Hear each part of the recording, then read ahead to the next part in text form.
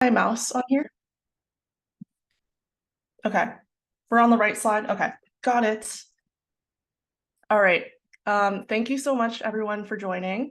I'm gonna get started right now. Thank you for taking the time out of your busy hacking schedule. This is a really important workshop to me. I was actually a member of Technica about 2 years ago, and I was really excited. I actually asked my boss if I can share at this one hackathon out of all of the other ones that requested it. So I'm really, really excited. Just to kind of start by introducing myself, my name is Lily. You can call me Lillian, I don't really mind. But I am a developer advocate here at this Postman for the student programs team, and I'll explain all about it in a little bit. But I'm really here to teach you all about APIs and maybe just to get a gauge of the room. Maybe raise your hand if you've heard about the term APIs before, or you can put in the chat like I or something. I see one hand, I see, yeah, hands, lots of hands. You've probably heard the term. It's a really, really popular industry term. If some of you have interned, if some of you have done side projects, I see tons and tons of hands. Now let's see, okay, remove the hands and we're gonna do another question. How many of you have actually worked with APIs? Now, instead of just hearing about the term, you've actually used an API, got to work with it, really had some hands-on experience with it. I see one. I'm not sure if there's more, but yeah, so the number kind of goes down a little bit drastically. So I'm here to kind of demystify the whole world of APIs, make it really accessible for you to start working with them, because APIs are generally the backbone of all software engineering. So whatever information you need, APIs are really that middleman between you and getting that information. So I'm really here to help you work with all of that. And also to work with Postman as well. So Postman, I would ask you to raise your hand if you knew what Postman is, but I'm already assuming that many of you probably have never heard about the company, or even if you have, you've probably never worked with it, which is totally fair. Yeah, so I'm here to just kind of explain all of it to you. A little bit more about me. I've already introduced myself a little bit, but I'm a developer advocate. And for developer advocacy, I know a lot of people aren't super familiar with developer advocacy. I know the traditional ways of out of software engineering or out of computer science degrees is software engineering or TPM roles or product managing. That's all the traditional routes, but I really had an interest in teaching and I loved doing technical work, but I loved working with people at the end of the day. So I found this role pretty early on in college and I kind of ran with it. It's basically teaching students, specifically in this role because I'm student programs, but I actually left college and I went to Google to be a developer advocate there too. But I was working with developers and you teach developers about your product. So it's a lot of teaching, a lot of creating code for teaching content, and that's really what I enjoy doing. So I've been doing a lot of this, going to hackathons across the country, teaching students about API literacy and really promoting that really big gap between what you learn in school and getting to know the industry a little bit more. Besides that, I told you I'm a University of Maryland alumni. I love Thai food, cats, and trivia, and I play volleyball. So yeah, excited to be here. So agenda, a little bit of what's going on this workshop.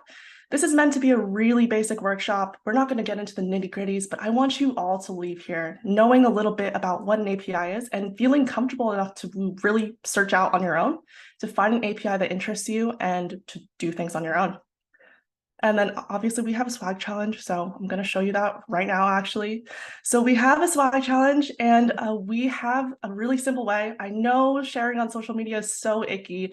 It's so icky. But if you post on social media with the hashtag Postman Student and just send it to me in an email, or if you want to message me on Slack, you have a week to do it. So it's not like right now. We actually have, I'll explain it to you, but we have a badge that's like set up with a little blurb.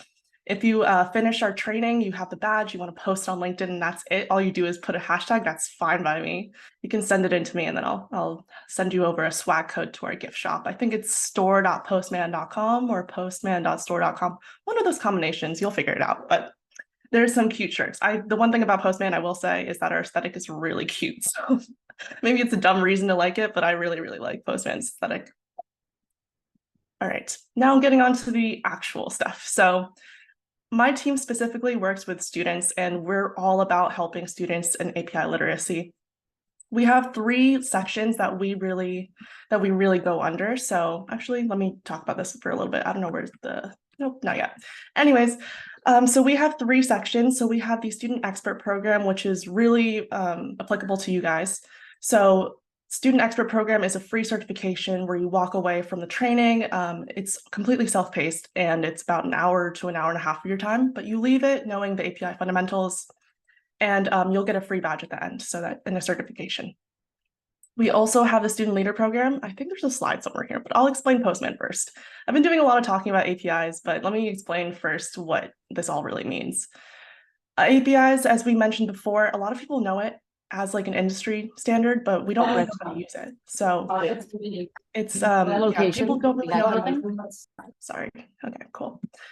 So people don't really know how to use it all that much, but I'm here to kind of teach you that it's not that scary, especially with the use of Postman. So what is Postman? I haven't even explained it to you yet. It is a collaborative API platform. So this has everything to do with APIs. We even recently acquired Akita, which is another startup that does with monitoring APIs. So you can create your own API, you can test, you can develop APIs, and you can just kind of monitor them too. So which endpoints are being used the most, blah, blah, blah, blah, all of that. Everything API, you think of Postman first. It is the leading platform across the world. And 98% of Fortune 500 companies use it at the moment. And we have over 25 million developers at the moment, actually. So no, chances are, if you've started an internship, if you work anywhere, you're probably going to be using Postman. This was my first experience with Postman, actually, in college when I took my first internship.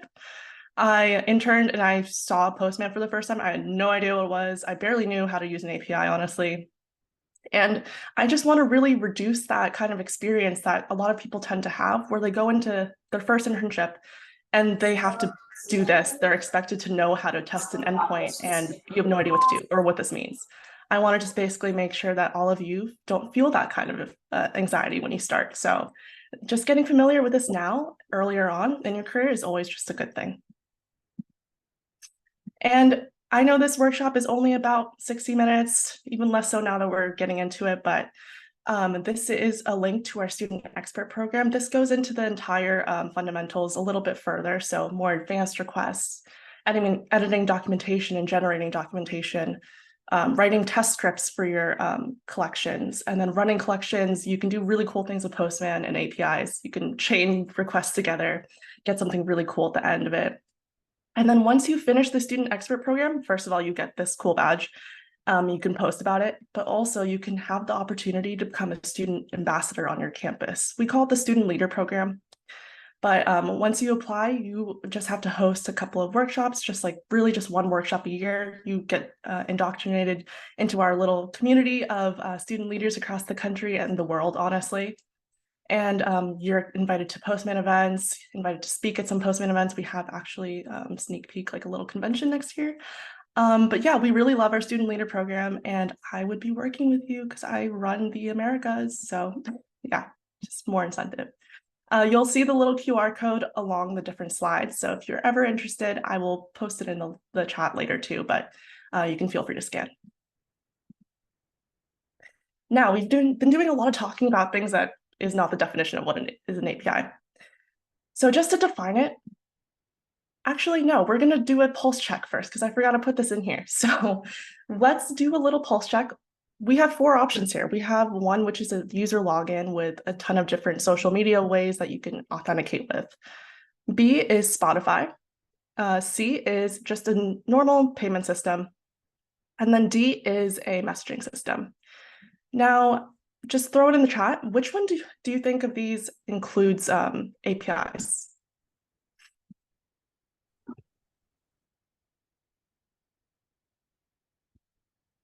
This doesn't have to be right. It can be anything. Oh, yeah, you guys are actually all on it. Yeah, this is a trick question. This is all of the above. Yeah, so this is it. Good job, guys. Sometimes people are really stuck on just one, but nice. All right. Now, just another question. For some of you who've worked with APIs, what are the examples of APIs that you've come across? And if you haven't worked with APIs at all, and you've heard of some, what are some that you're actually interested in using? I'll give you one example. The ChatGPT OpenAI one is one of the really popular ones that I get every single session. So has anyone else been? Yeah, REST APIs is like, yeah, it's a good section. Anyone else been interested in APIs? Oh wait, is it, can you see my slides moving? Oh my God, no. All right, hold on. Okay, let me, all right. Whoops. Okay, pain. All right, let me take it back here. So here, this is all you missed. You can see the slides, but this is what you missed so far. The great thing I shared the slides with you guys. So sorry about that. Yeah, I can't believe I've just been talking at you and you haven't been seeing anything. Sorry, I left the chat closed for a little bit, but yeah, here's what you've been missing. Nothing much. Good thing we figured this out now. So sorry about that. All right. Perfect. Glad that some of you guys were able to follow along the slides. Great. But yeah, so some APIs that you've come across. REST APIs is a great like subsection of APIs. Some specific ones are ChatGPT. And also we have a whole list here, actually. There is an API for almost anything that you can think of. So we have Twilio, which is a messaging system. We have weather APIs. We have Stripe, which does payments. That's a really popular company that a lot of people talk about. Discord and Slack, obviously. I'm sure some of you have heard of Discord bots and people creating Discord bots. This is how they usually do it with an API. SendGrid, which just sends emails. We have Spotify, which I'll show you in a little bit actually, and then Twitter, Facebook, Google, so much more. Typically, the hard thing about APIs is that there's a ton of APIs, but a lot of them are hidden behind a paywall. So you'll have APIs, you'll see, I know Google does like a lot of them that are like paid. You have to, it's usually on a subscription service. So based on how many calls you make per day or how many calls you make per hour, that's how much you have to pay for. So please tell me you can see this new GitHub page. Can you see? Okay, you can see the whole window, right? Awesome. Okay. Traumatized. But here is a GitHub page full of all of public APIs. This is a pretty standard page that a lot of people refer to.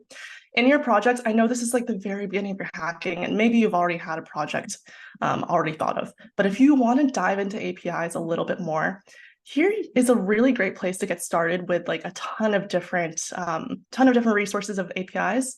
These should all be public, I believe. So there's some dog facts, there's cats, pictures of cats from Tumblr.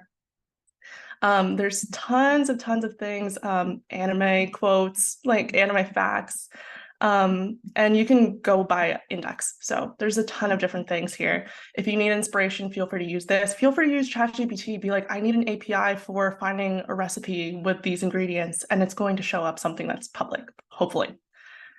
But this is a really great resource. Feel free to use it. And I know a lot of people tend to use Kaggle when they start using like data sets and they want to start making an app. I really recommend you start getting used to APIs and just like testing it out for a little bit because it's really great industry practice. And there's a lot of interesting things out there that you can make dynamic sites with and other things like that. So feel free to use this. If you have the slides, you can also look this up. You can just click the links in here. All right, but going back to here, I'm actually going to show you what Postman looks like. We're going to look at the Spotify API actually, just like a real life example. So we can see this, right? Can you see it all right though? Is it too small or is it too big? Just fine. All right. Coolio. Okay, so we have a couple of different things here. So let me first introduce Postman to you. This is Postman. We have two ways of accessing it. We have a browser version and we have a desktop app. So I'm showing you the browser version, and there's a couple of things going on here. Hopefully it's not too confusing. We have this name at the very left that says API 101 Hackathons. You'll see it over here too. This is actually one of my workspaces. Now, a workspace is just a place where you can add a ton of collections together. They can be related, they cannot be related. It's just kind of like a space where you can sandbox and add a ton of things into. So just to keep it organized, I create a hackathons workspace.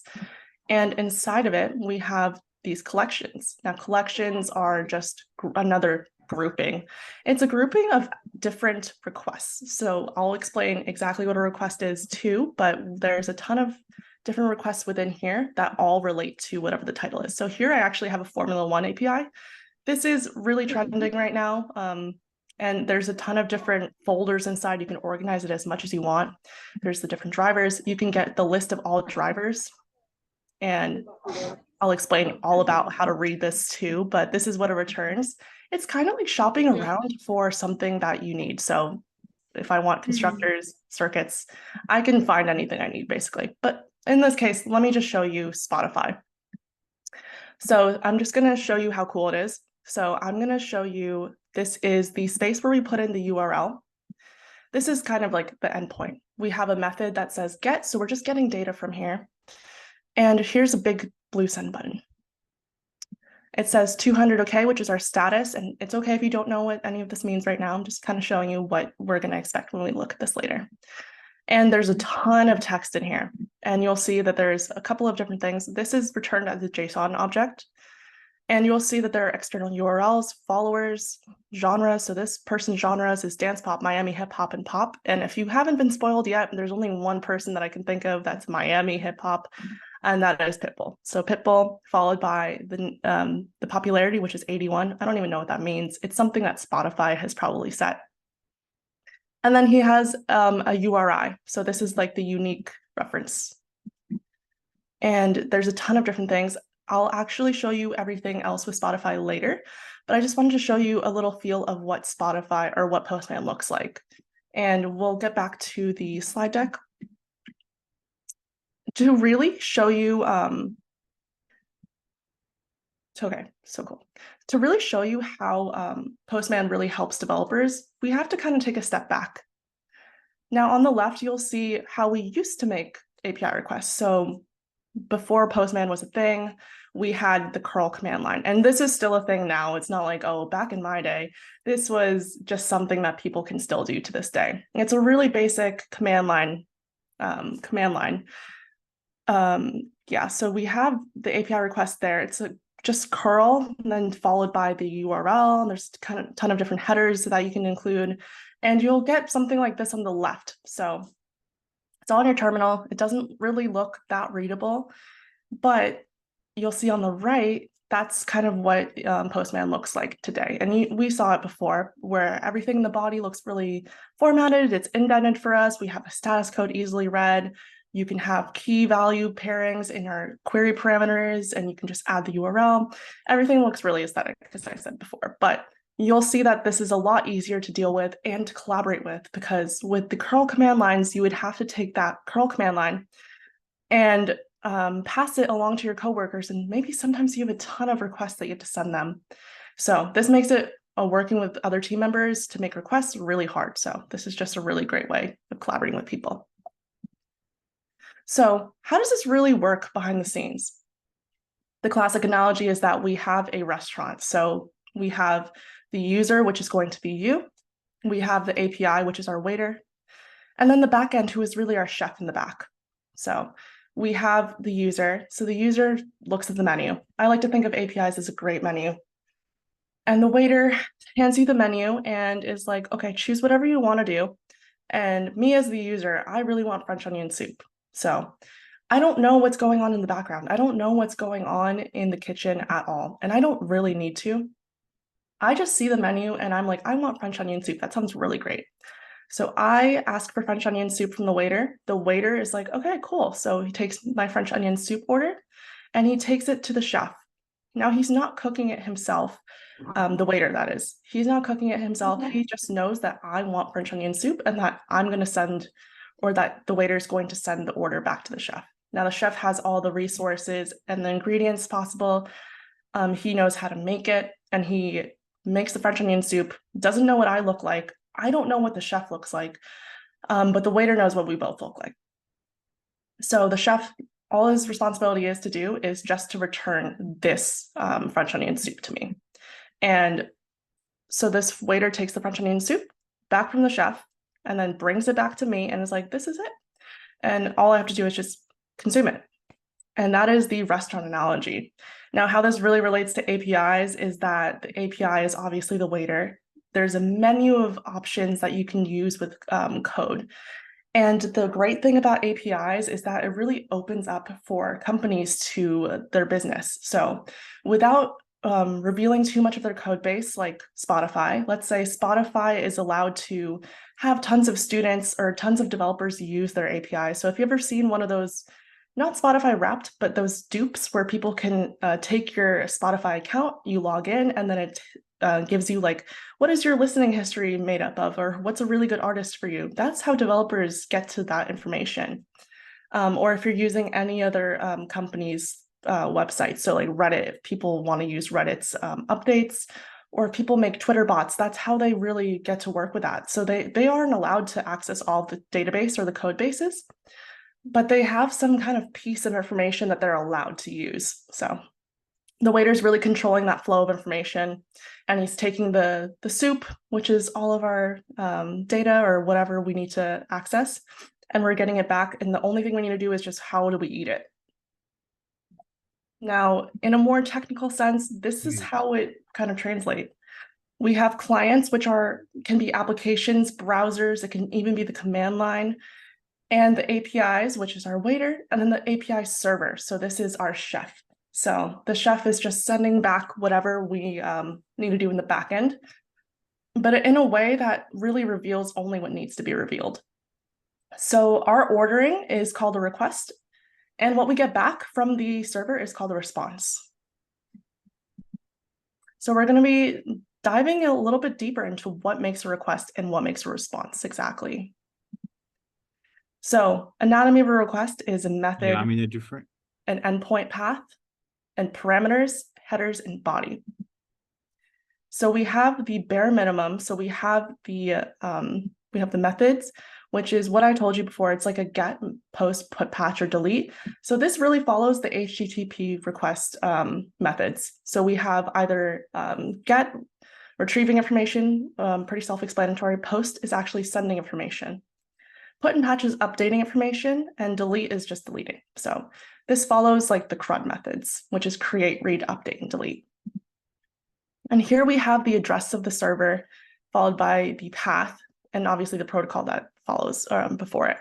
So the path goes directly to where we want on the server to look for requests. And actually, I'm going to show you a quick example. I'm going to show you a really, really quick example of google.com, actually. Now, this only works if I actually get it from here. So I'm going to go to our trusty inspect. And you've probably done this for a couple reasons, but probably not for this reason in general. If you actually go to network, you'll see all the requests that are actually happening in the backend. And you've probably never had to think of this before. But I think it's really interesting to take a look at just to really see what we're doing. So if I refresh the page, I'm looking for a specific request, and we'll see at the very top that I want the www.google.com, which is what we're searching for right now. And that's what's in the search bar. So here we'll see a couple of things. We'll see the headers, we'll see the request method get, and then we'll see the status code 200K, which means everything's A-OK. And there's a ton of different things. There's a preview, there's a response, which is an HTML page, which you'll see. It's pretty hard to read, but trust me, it's like an HTML page of what makes up this google.com page. Now let's go into Postman and actually see how do we recreate this. I already have it kind of here together, but we have a get method because we want the data from this URL. And we're just going to recreate basically whatever that API request was. And we're going to go into Postman and let's just send this. All right, so we have a 200 OK status code. We have a body, which is an HTML page, and it looks very similar to the one before because, spoiler alert, it is exactly the same. So let's look at preview, actually. This is the Google Webs page, and obviously it's not as pretty. There's no CSS or anything. It's just the pure HTML. So this is exactly what the request is doing. It's the exact same request that Google is doing to load their their web page. Now let's take it a step further. Actually, let me teach you about query parameters first, because that's the next thing. So this was methods and endpoints. Now we have parameters. We have specificity. So if you want to narrow your search down to a couple of specific things, we have query parameters, which start with a question mark and they end with key value pairs joined with ampersands. So you'll see, okay, maybe I want to search for a cat, or maybe I want to search for nature and I want the orientation to be a landscape. This is how you would kind of have this put together. Now, path parameters are a little different. They're more of a dynamic element. So this can contain IDs. This will come a lot when you have user IDs or photo IDs. This is more of a dynamic element. So while we go back to that same example, so a lot of back and forth, let's go to actually search for Technica. And you'll see still in the network page, we have a lot going on. Let's see if we can go to the top. We'll go to the top one again. This one says it's an HTML request. We'll see there's a big, long request URL here. We'll see that there is a get method again, and status code is 200K. Let's look at the payload. Query string parameters, and you see there's a lot of things in here, but I don't want to parse all of that. You know what's really cool? We can take this URL, go into here, and I have it all here already, but let's say that I just deleted it. I'm just pasting it in, and you'll see that after I save it, there's a ton of different parameters here that I didn't have to manually input. Now, I still have no idea what they mean, but it's good enough that it just automatically imports them here. So if I send it, you'll see that there's another HTML file returned back in the body. Same as before, and if we preview it, it's actually the same page that we saw before. So yeah, this is just a cool, really cool example that I like to show people. But yeah, that's pretty much the Google request, just to show an example. All right. Now going back to, okay, so pulse check. Just because we're running a little bit short on time, I'm just going to tell you that the difference between query and path parameters, query is just to add specificity. Oh, they're both to add that, but query is really narrowing down the search results based on basic key and value pairings. So this is going to be determined by your API documentation at the end of the day. So it's really important just to kind of make sure you're reading the documentation and knowing what key and values that you can properly add. Path parameters, you'll know when to add them. It's basically IDs or dynamic values. And we can move on to headers. So headers are metadata. If you don't know, metadata is data about data. So this has all the key value pairs for non-payload information. So this is more of the boring stuff, but really essential stuff. So authorization goes in here. Basically, do you have the right permissions to access an API? Do you have the API key? All that good stuff. Cookies, content type. What kind of content are we expecting? Are we expecting them in a specific language? Is it going to be in a file format? What are we accepting? User agent, are you on Safari? Are you on Chrome? Are you on whatever? And sometimes the most difficult request issues are from the headers. So maybe you're missing a header, maybe there's some incorrect information in your header. And I know it's all really confusing to learn about just in the moment, like to know all of these headers. And it's totally fine. I still don't really know all of them. And chances are you're probably not going to know all of them until you work with them.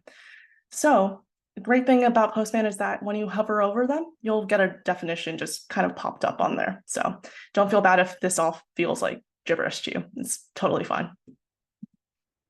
The body. This is really important when you're updating information or posting information. So usually post, put, and patch requests. This can come in a ton of different forms. You'll see on the right, we have JSON.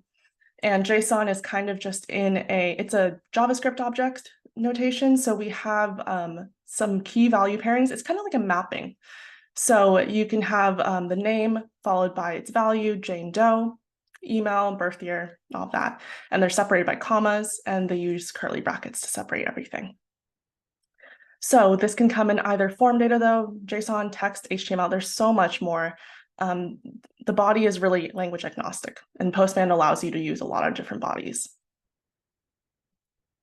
So bare minimum, I'm just going to breeze through this one too. Bare minimum required for a request is actually just the method and the endpoint, which is, if you remember, that is just the CRUD method. So that is the create, read, update, and delete. But in Postman, it's going to be get, put, patch, delete, and post. And the URL, of course, the endpoint. No, okay. Okay, so now we're going to get into a response. We just covered the request, which is really important, but also the response is really, really essential for how you create projects. So making the request is one thing, but once we get the response, what do we do with all that data? So we have three things in here. We have status codes, which I kind of talked about a little bit before, headers, and then body data. So we have status codes. Status codes are something that you've probably been familiar with, but maybe you haven't really known that there was a method to the madness. We actually have a system here. So as much as it seems like random numbers, they kind of mean something. And not just the specific way where you know that 404 not found means that you stumbled upon something that doesn't exist or anything like that. They actually can be determined by their first number in the hundreds. That can show you basically the gist of what's going wrong. So 200s, we have a success code. We have 200 OK, which is usually the one that you want. We have 300s, which is redirection, which means something has been moved. 400s is a client error. So bad request, unauthorized, you don't have certain permissions. And 404 is usually the one you've probably not seen. And then 500s are server errors. So bad gateways, gateway timeout, internal error. That's all something that you've probably not experienced, but if you write a server, that's something that you should be worrying about. And in Postman, you'll see, you saw it in the request before, but you'll kind of see on the top right of your response, you'll see the 200 OK or whatever status code it is to kind of see what's going on. And this is a really great resource to look at things. This is Status Cats. This is a great resource that my coworker actually really likes to use instead of status codes. And it is functional. So you can look at one, 504 gateway timeout. It'll give a little picture of a cat and it'll actually describe it a little bit. So it's not the most useless. So if you ever need a fun way of learning about them, feel free to look at status cats real quick. All right, so now we're in here. Okay. Why do you think status codes are important? This is the last question before I go into more interactive stuff, I promise. But why do you think status codes are important? I guess you could use that to figure out if there's an error or if there was success, and maybe with that error you can get a feedback so you can tell the customer user, I guess, like why something failed. For example, like on a front-end website, that would be useful.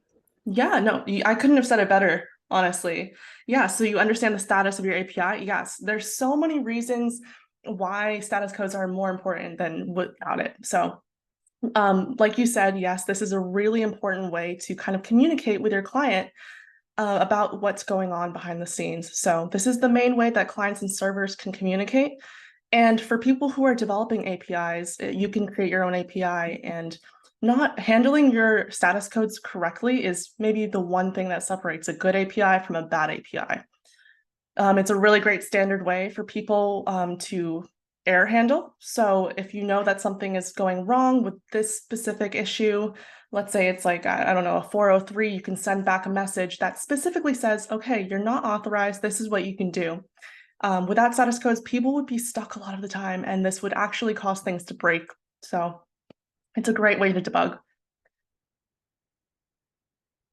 Now I'm actually going to give you guys the chance to use Postman itself. So I'm going to walk you through how to fork a collection, how to start making your own requests, and then just kind of use all of the CRUD methods here. So I am going to ask you all, if you have the capability to, if you can log into Postman, you'll see that this GIF kind of follows you through. You can go into the search bar of Postman, search up Postman Library API v2.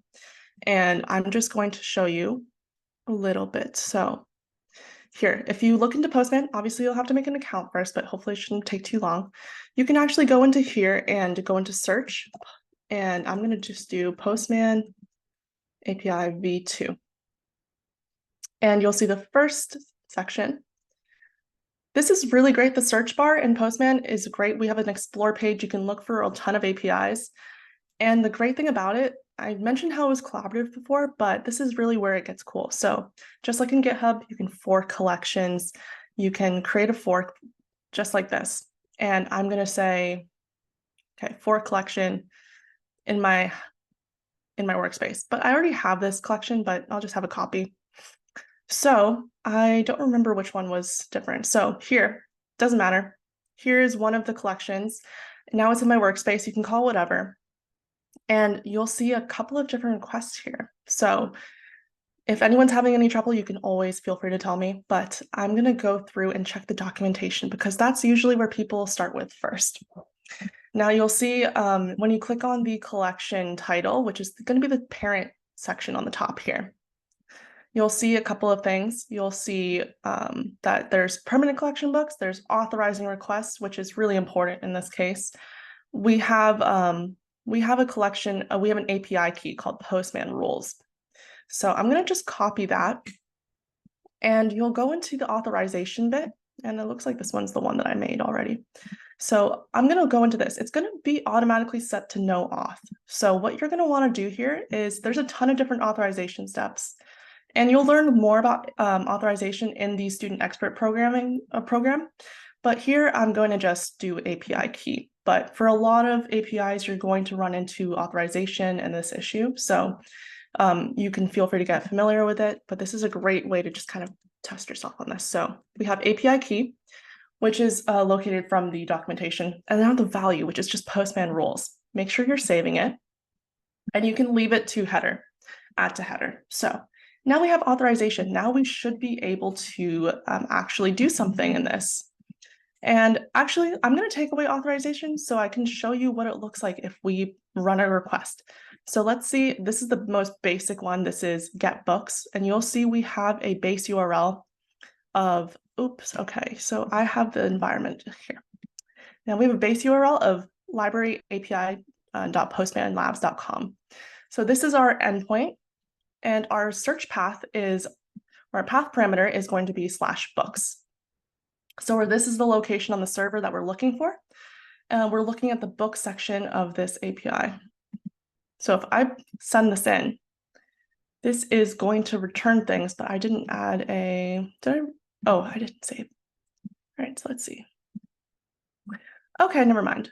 Yeah, so if we get books, I guess this one doesn't require authorization. Let me look at the documentation again. Oh, okay, so you need authorization to make post, patch, and delete requests. Okay, so let me try adding a book. Now I'm just going to send it. Yeah, this is what's going to return if you don't have the authorization back. So a good way to check is if you send a request, obviously it's not going to let you do anything, so you're not going to mess anything up. But you'll see a status code of 401 unauthorized, and you'll see that it pops up. And the message here is invalid or missing credentials. Make sure you add API key to the request headers with a valid value. Now you can see that you can also add authorization in here. So you can add authorization in the actual request level or the collection level. So the collection level really adds a layer so that you don't have to add a request authorization on each single request. So in this case, I'm just going to go back to doing whatever I was doing. I was doing API key, and then here I'm going to do Postman rules. So I'm just kind of backtracking a little, just I wanted to show you what it would look like if you failed. So now that I have it saved, it should work now. So getting books really just there's a ton of different query parameters here. You can add some specific things here. You can add a genre. So let's say I want fiction books. First of all, let me show you. I'm moving a little too fast. Let me show you what you get first without anything. You get a ton of different books here. This is from students who do our training. So the basic one or the default one is To Kill a Mockingbird. So if you see a lot of those, then people are just being lazy and posting the same one. But I promise these are all different students. We have a Captain Underpants, which is great. And then, yeah, just other random books here. So The Psychology of Money, The Little Prince, and you'll get a few random ones in here. But this is basically a live library API. So tons of students, this gets updated daily. It gets deleted actually at the end of the day, and new students are using this every single day. So if you add your book, you'll see it. Unless someone decides to delete it for some reason, you can delete the books based on ID. So if you guys want to add your own book, this would be a really great time to just kind of add it, and I can just shout out your book that you added. And like, let's say that we want to add a genre. So I just want to click this open, and let's say I want fiction books. And I get back every single fiction book in here. Yeah, so this just really narrows down the body response that we get, or the response that we get. And let's say, okay, maybe I want I want the checked out to be false. Like I want a fiction book that hasn't been checked out. And it's probably going to be all of the same ones. But if I wanted to check out a book, let's say I really want to check out the How You Doing book. Now I'm going to take the ID actually. This is like a unique ID that we can start using this to do a couple of different unique things. I'm going to get the ID of the book and replace the value here. Just going to save it. And I get the same book, How You Doing? Now, there's a couple of things that we'll notice. There's obviously the title, author, and genre. And there's also this checked out field. This is false, which means it's still available. And you'll see the timestamp of when it was created. I'm actually going to update, and let's say I want to check out this book. I'm still taking the ID, saving it, and now instead you'll see that this is a patch method. So we'll go into the patch and we'll see the body.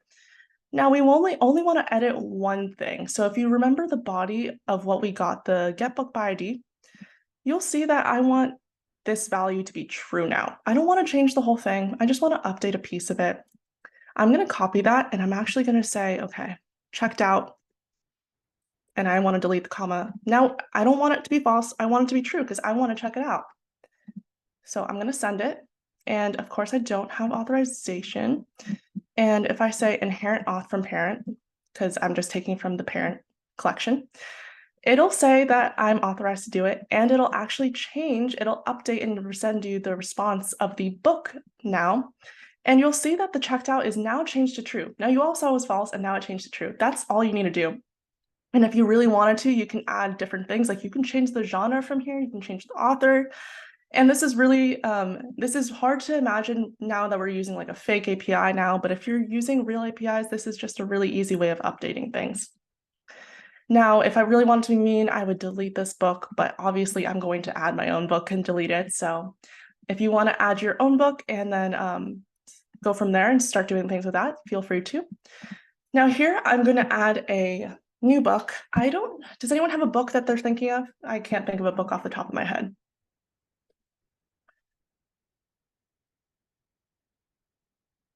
We only need the title and author. Percy Jackson. Okay, Percy Jackson, author of so let's see. I'm gonna go with Babel by R.F. Kuang because that has both things. But great suggestions, Babel. And I'm gonna assume is it fiction or, oh, Kuang, okay, whoops.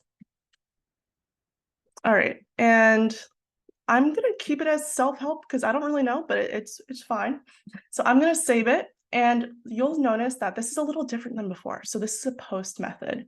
So post method is we're adding an entire new record to our database. So we have the title, author, genre, and year published.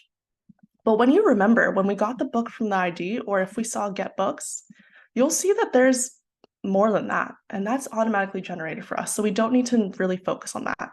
What we do need is all of this, just this. And they'll generate an ID for us, checked out false is permanent collection and created app. So that's what creating an API really does. So when you create an API, you can add things automatically, but the only functionality that we need to do, only things that we're responsible for doing is providing this information. So we're going to add a book. We're going to add all of this details, and you'll see that it's in a raw JSON body. So you'll see that we have curly braces, and then we'll separate them with commas, and that everything is wrapped in strings or quotation marks. Now, I'm going to take away the authorization. We'll say inherent from parent because we already set it up here in our collection level. Saving is really important. It's gotten me a ton of times. And we'll see 201 created, which is something we haven't seen before. 201 created, that means that a new resource has been created. And you'll see that it returns back our response of a fully created new book. And like I've promised you, there's a new ID generated. There's your checked out value is permanent collection and created out, which is the timestamp of right now. And if I go back to get books, you'll see that Babel is added in the book list. And if I really wanted to delete it, I'll take the ID, just like that, go into delete books by ID, replace that, and Okay, obviously I forgot to do that. And I'll send it in. There's no body this time because we're just deleting. You just need to put parameters, path parameters, and you'll see 204 no content. And when I go to get books, the last book is How You Doing. So that was a very short-lived book. But if you want to just practice, you can add your own books like that. So I'm going to delete that one from my workspace so that no one gets confused. But yeah, so that is exactly what that API does. This is our test API. You can work with it a lot more across our training, but let me do a time check right now. So it's 1:48. I'm going to show you a little bit more about Postman itself and the cool features, but that was hopefully a good brief overview of how you can use requests. Now we actually have a really cool feature in Postman too. Now, okay, so I know this doesn't really make a lot of sense. Okay, now I know what an API request is, and I know how to get the basics, get, post, put, create, delete. Now, what do I really do with all of that? So how do I really code with this? And typically a lot of people, what they do is that they use Postman to test endpoints. So when they go into work, they have their APIs that their company has created, and they just really want to see what's returning and just to debug and everything, or to send, take that data. But now we can really incorporate into this code by generating things. So we have, let's see, the Spotify API. So we have the Spotify API, and I'm just going to show you the documentation really quickly. Here. Now, let me get out of this one. So the web API. So we have a lot of different things in here. So with APIs, you're probably going to have to create a documentation or a developer portal profile. So you're going to say you're a developer, you're making an app, and you get access to it, and you get an API key, all that good stuff. Authorization with Spotify is a little bit tricky. So you're going to want to make sure that you read up on it. There's a lot of resources online. And you'll see that this is exactly like a menu. So you can go to the reference, pick out exactly what you want. Let's say that I want to get, let's see, I want to get a playlist, or no, I want to get album. Okay, so let's see what album has come out recently, new releases. And you'll see that this API documentation is really great. I love this documentation because it explains so much. This has the endpoint listed on here. We have the country sample. You can change it on here, just like a click and edit it. And then you can try it, and it'll generate a curl request, which if you remember was the basic way of making a request. And then it'll actually show you what the response sample would look like. So this is really important for coding because you can actually have a sense of how you would parse this data. So you'll see that this can return in a JSON data format. And let's say that if you wanted the albums, this comes back as one single album, or yes. So you'll see that this is an albums object that contains the string, limit, next, offset, previous, total. Now, and then this has items. So you'll see that there's sometimes arrays inside of this. So there's a lot to parse through. But once you know and you can understand how the data comes through, you can actually create scripts to run through and handle all of this data. So getting into the part where we get all of this back. So getting the response exactly from this page. Let's say I'm shopping around, I want get new releases, and I come across this endpoint. How do I really incorporate this into Postman and into my code? I'm going to take this curl request actually, and you can change these things to whatever you want, but I'm actually going to just take that, copy it. I want as minimal work as possible, and I'm actually going to import. All I'm doing, just pasting, and it's going to import everything into here. Now I'm going to save, I'm going to add it to my Spotify collection. And why does that not work? Oh, I guess maybe I